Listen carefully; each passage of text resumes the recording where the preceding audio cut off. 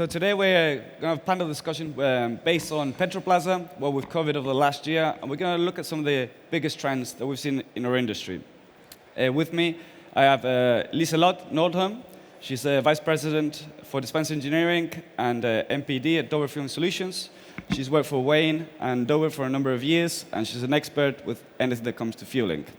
We have Martin Thijs from ICASA, Global Strategic Accounts.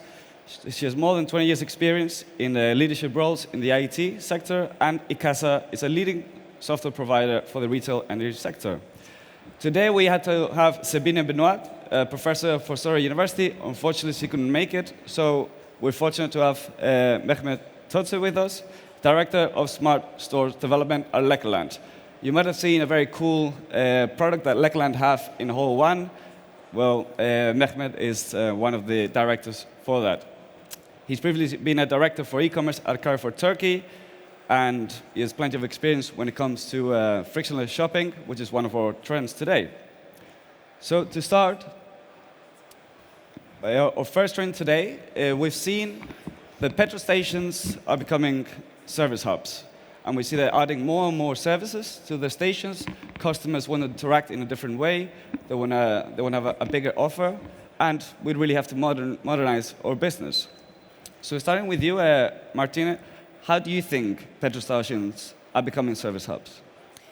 Well, I think service stations have to add a number of services, extra services on top of what they do today. They have to make sure that they can attract and keep their customers on their stations, make sure that while they charge their cars with EV, which takes a while longer, that they keep them busy, that they keep them interested in being where they are. So looking at services like have a meeting area where people have Wi-Fi, where they can sit and talk and chat, maybe have like a section where they can do some sports. All kinds of services and activities that they can do while they are waiting for their car to be replenished. Obviously, shopping is also one of those. Smart shopping. Smart shopping is also one of the things Definitely. that they will be interested in doing.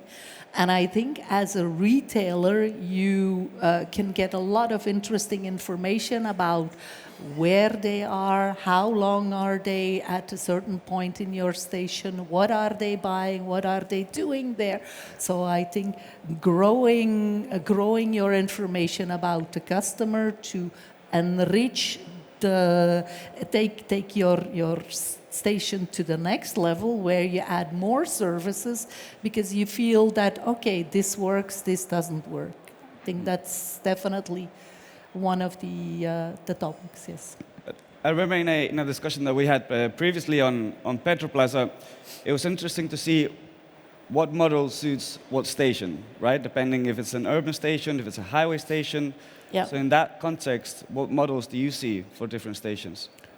Well, basically, I think that the highway stations are probably the most likely to stay what they are or be successful in the way that they are functioning today.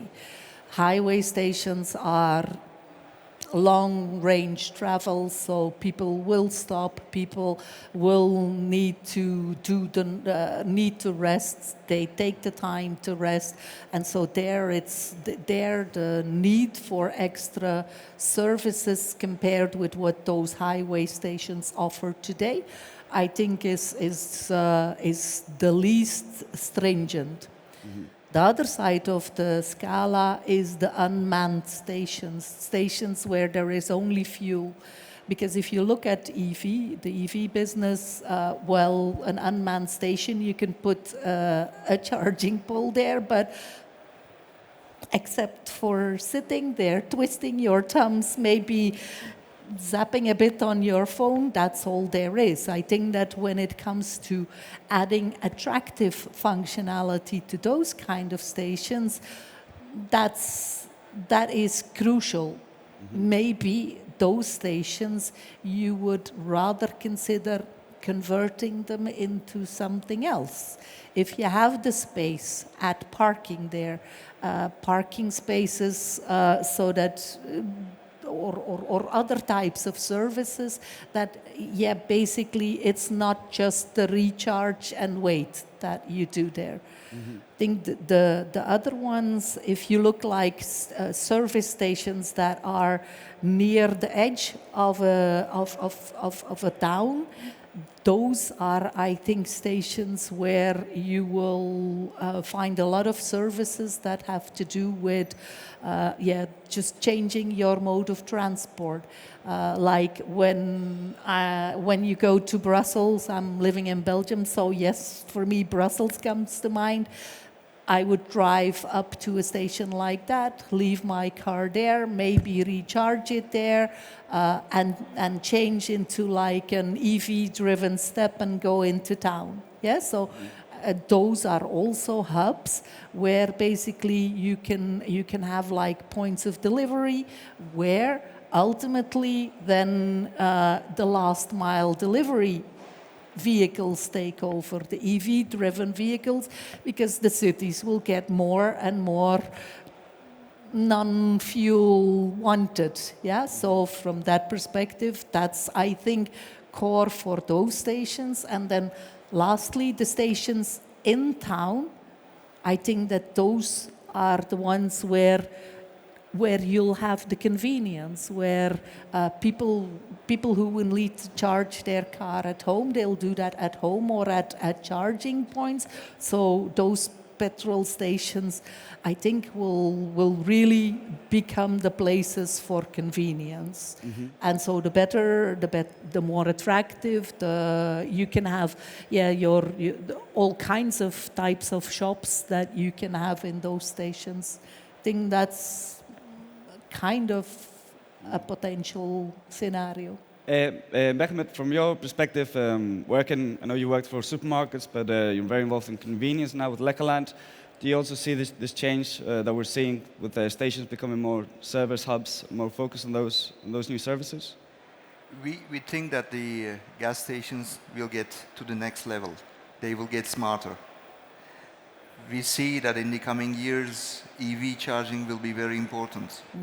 And this means that people will be spending more time on site. And therefore, we need to offer them convenience and entertainment. Yeah. So on highway stations, probably we will need some unmanned solutions with some entertainment possibilities. In the cities, we can have hybrid solutions where during the day you can shop like in a normal supermarket, but after, 8 p.m. or 10 p.m., the shop will be closed, but we will see still shops where people can buy 24/7. Another clear trend that we've seen this year is, we've been now seeing for a number of years, but it just continues increasing, which is the amount of type of energy that are on offer at stations around the world. We've seen a huge increase in charging stations. We see really innovative solutions. Yesterday about e-fuels, methanol. We now see more and more hydrogen stations opening up. Yeah. So Lise-Lotte, from your perspective as Dover, you've been working in this industry for a great number of years, and I know that you're expanding and you're trying to stay in touch with a lot of these. Do you think the big oil companies have a multi-energy approach right now? Do you think that's going to continue going forward? Yeah, no, I think it certainly has to. As I said, we've seen a great, let's say, a trend towards a lot wider energy offerings over the last few years.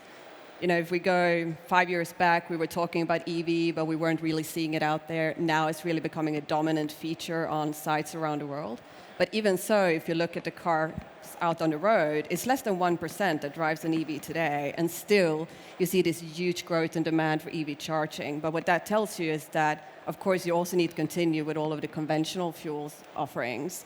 You're also seeing variations between, is it light vehicles, a lot of EV charging, but what about the truck segment, LNG, hydrogen, still diesel dominating in that sector.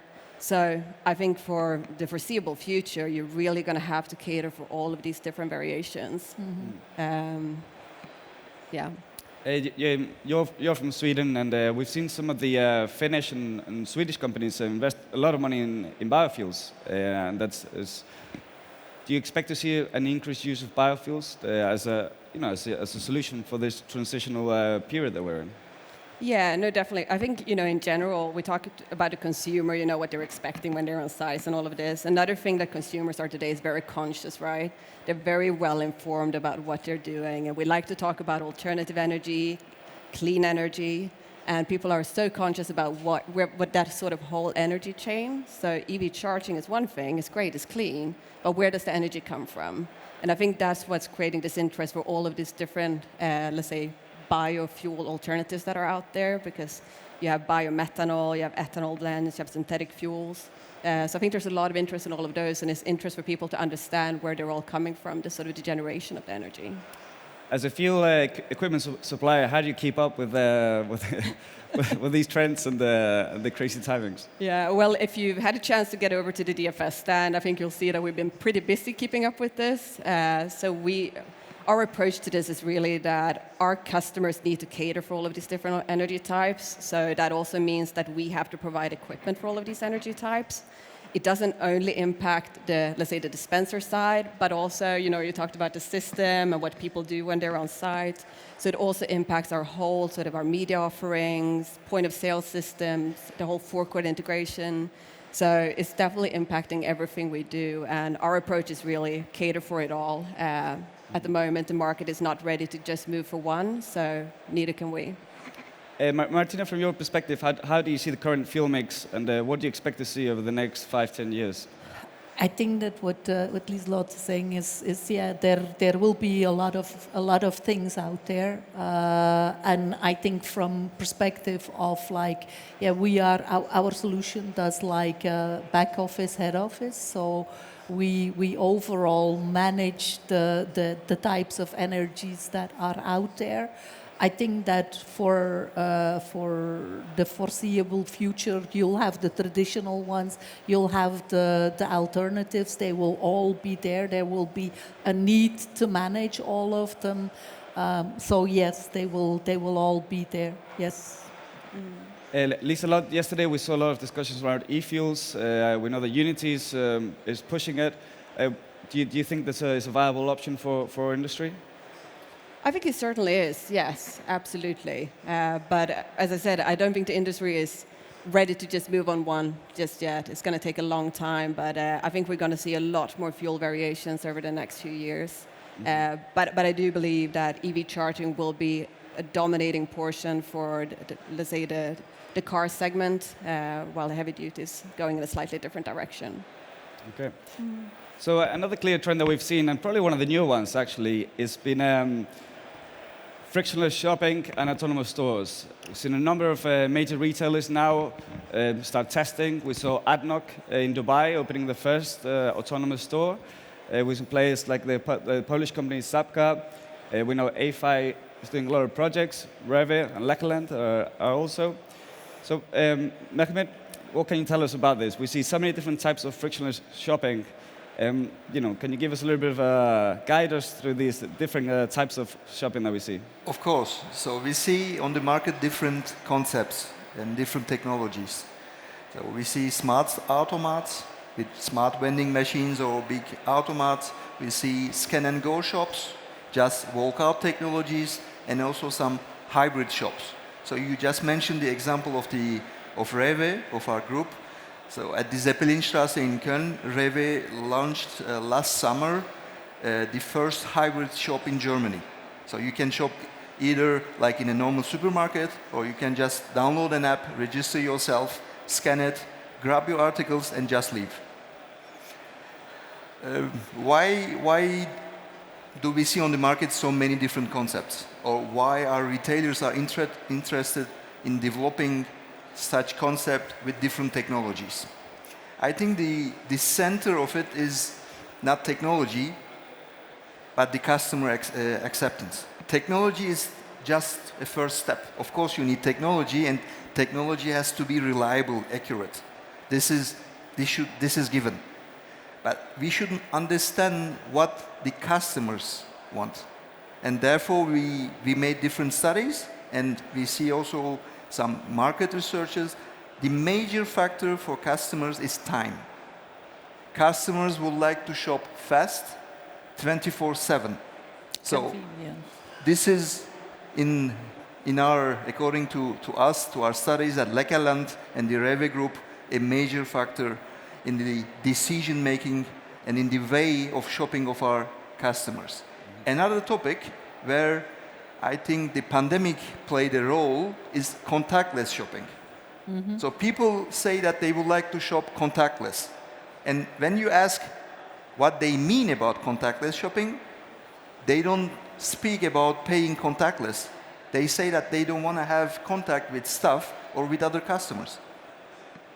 A few years ago, that would have been very surprising, but now that we have experienced the pandemic, we understand that the customers, they don't want to shop in very crowded areas. Therefore, at Lekkerland, we decided to develop different concept. So you can visit in Hall 1 at the Lekkerland stand the smart automat. In this case, the automat works with the technology robotics. It works unmanned 24/7 with a zero theft risk. We are testing since February 2022 our first container shop, which works with the technology artificial intelligence. We are live with a third concept, which is the smart kiosk in 2 clinics in Germany, in Munich and in Stuttgart.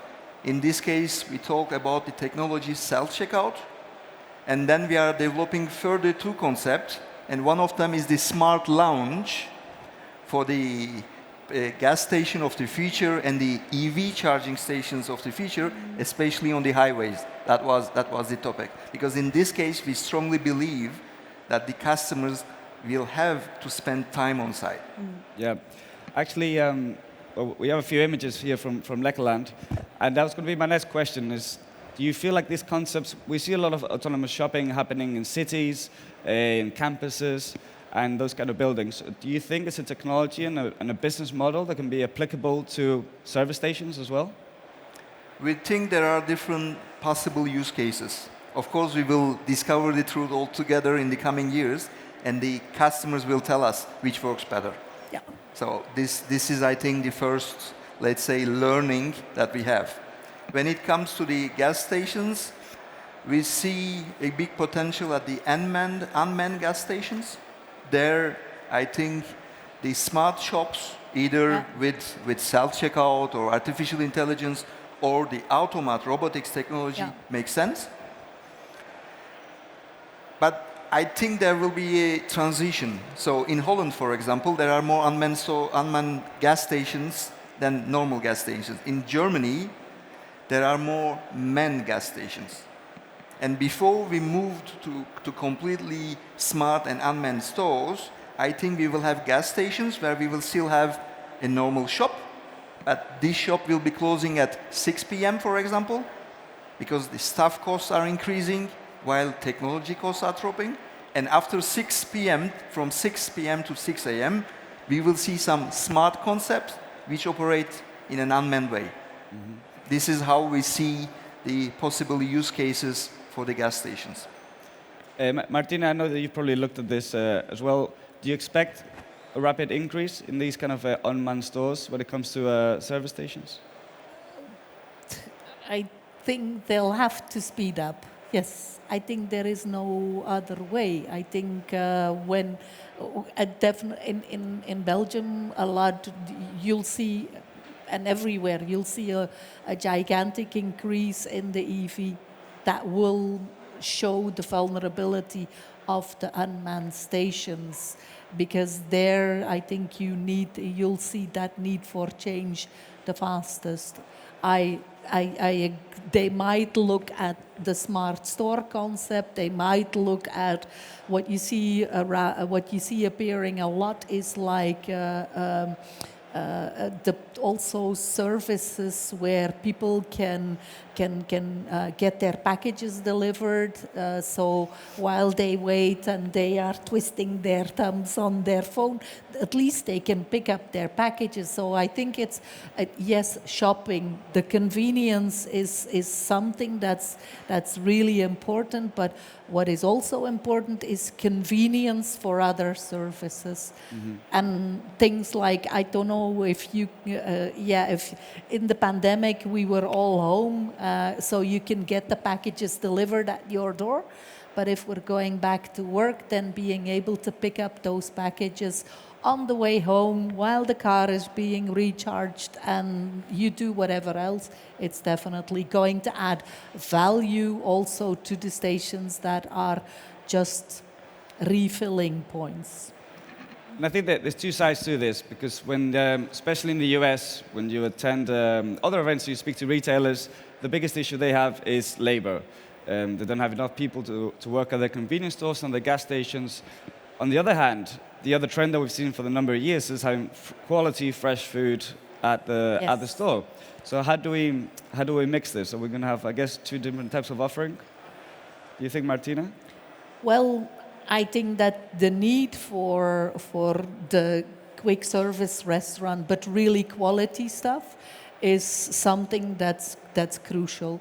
If you have a station where there is a nice, be it an Italian style place where you can have nice paninis that they make while you look at it, and pizzas and whatever, I think that is a good way to retain your customers too.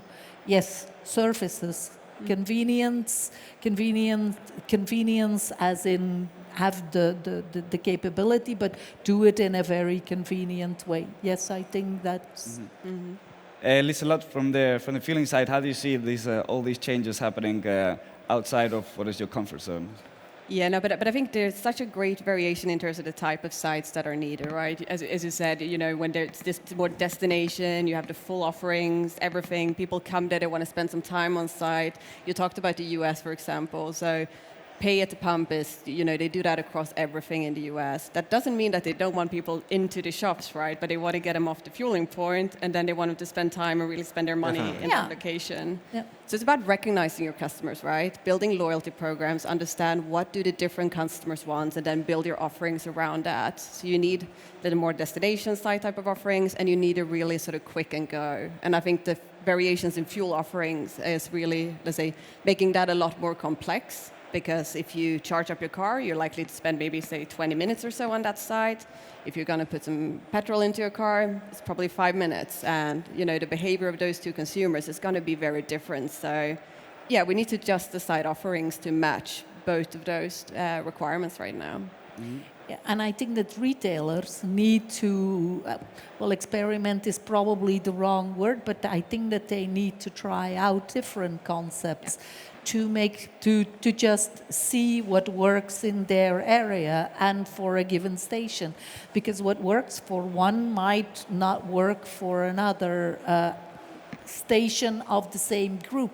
So I think that differentiation and the experimenting with different types of services is, I think, for retailers a good way to get into new services, get into new approaches without spending too much money, because I think that that's also part of the game, unfortunately, and always is like, there is not unlimited budget to just roll out something over the whole network and then discover that that's not how it works. Yeah, and I think also we talked before, right, the regional variations. So I'm from Sweden, a lot of remote locations, a lot of unmanned sites. You know, your concept is really ideal for that type of market, while other markets are much more about, let's say, the personal service of that. You know, people want to engage with others. So, yeah, you need to take that into the equation as well. Yeah.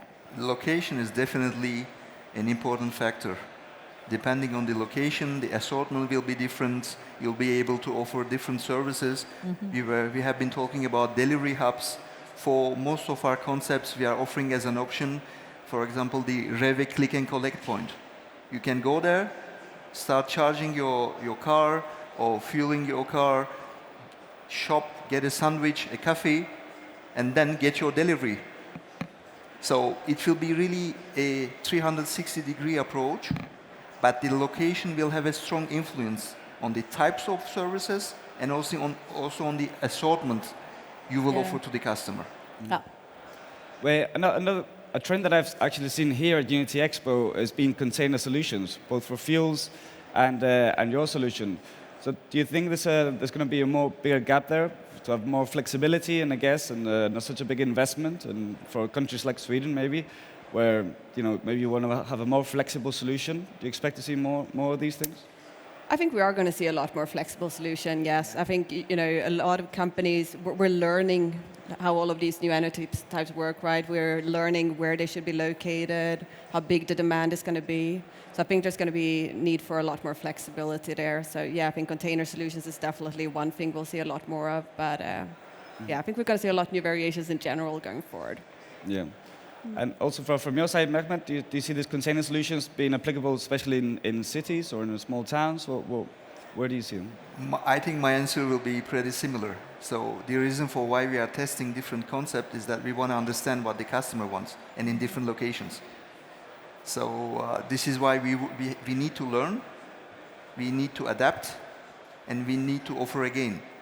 And the economics, the business models play also a major role. We don't have unlimited budgets, of course. Yeah. This is why we try to make first pilots to learn, to adapt, to improve the customer experience and also the user experience. And then we should be able to say, okay, what works on the market is the technology A and B, concept B and C, and we should go on with the rollout.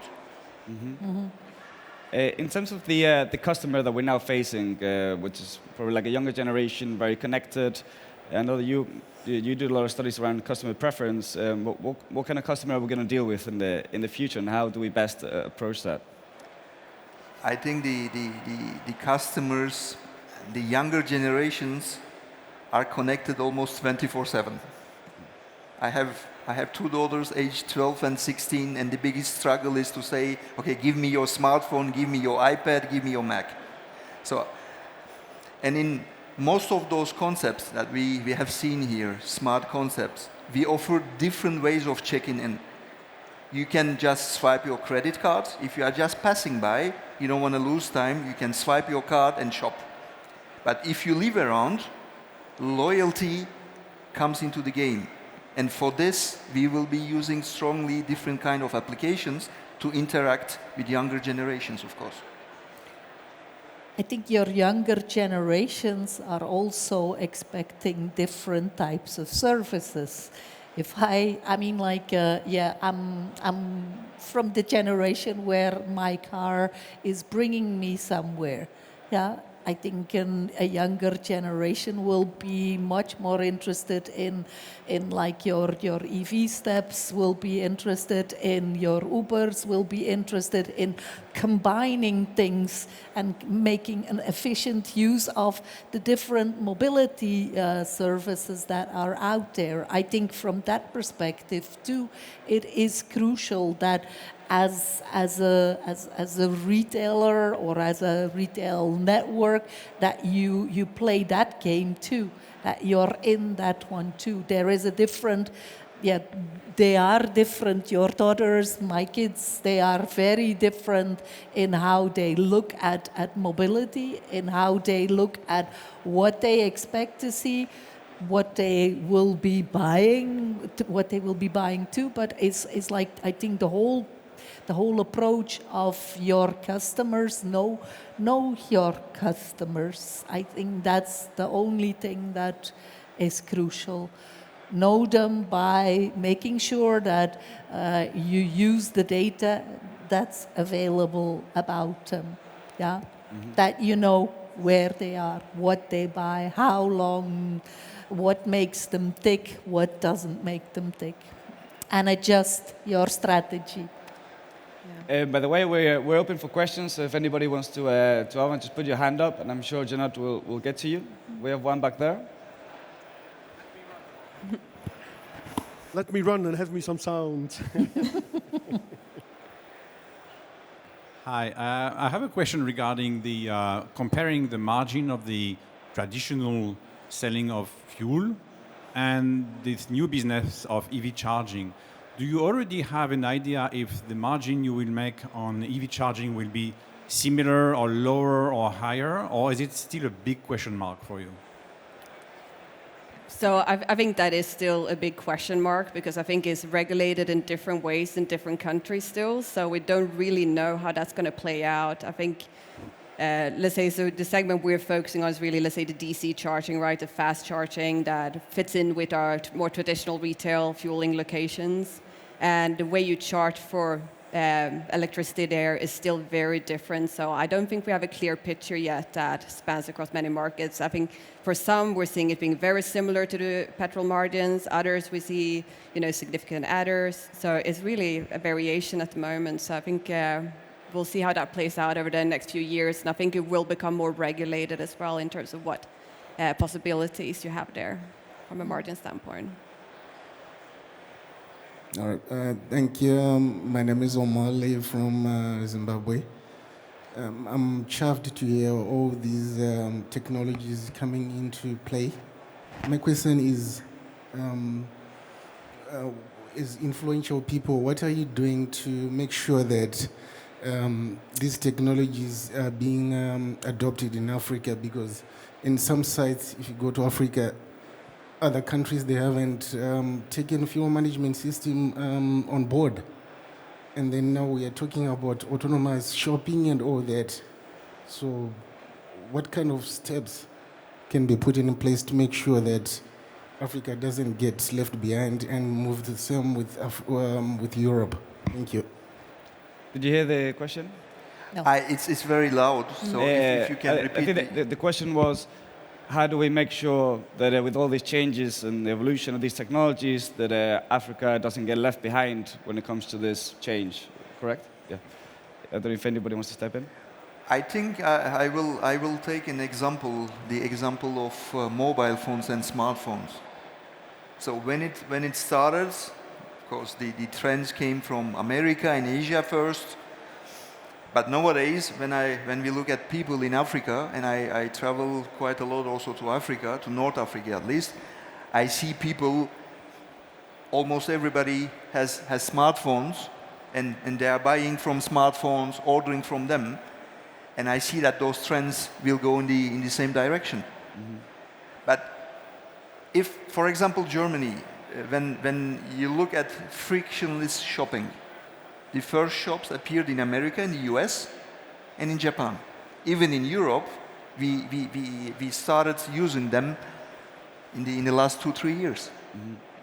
But the technology, thanks to connectivity through smartphones, goes fast, and I think it's at the reach of all consumers in Africa, in Europe, in America, and in Asia. I think we definitely see the most trends that we see now act on a global basis. I mean, for the fueling side, it's really interesting, Lise-Lotte, because we definitely see massive regional differences when it comes to fueling, right? Yeah, no, definitely. And, if we look at Africa specifically, I would say we quite often actually see parts of Africa being very advanced in terms of taking on new technology. There's different ways of enabling that technology can really sort of be installed and function well. As you said, mobile phones really took off very quickly there. So the traditional payment terminals that you would put on dispensers, for example, here in Europe, hasn't really been big in Africa, but we've seen a lot more mobile payment application, interest in media solutions. You need a different type of connectivity, maybe like wireless solutions on site to enable those. So I think we're constantly thinking about, how do we make these products work in all of the regions around the world? And we quite like to, learn from the different markets. It's like, well, North America might be more advanced in some areas, like payment applications, for example. If you look at Europe, much more advanced when it comes to alternative energy side. So you see sort of different markets moving in different directions. I think the learning between the regions is really critical, so you can see how you can enable the technology all around the world. Yeah. I think, do we have another question, Janot? Or no? I don't know. Does that, here another question? Yes, a question about these experiments we see with people paying directly from their phone or even directly from their car. Do you think it's a gadget, it's a gimmick, and anyway, it's not interesting because people would not go to the convenience store? Or do you think it's something that will get generalized? Maybe I can. You start? Yeah. Please go ahead. Well, I think for me it is what we will see going forward. You know, if I look at myself as an example, I don't think I've carried cash for 10 years. Yeah. I pretty much stopped using my credit card because you have everything in your phone.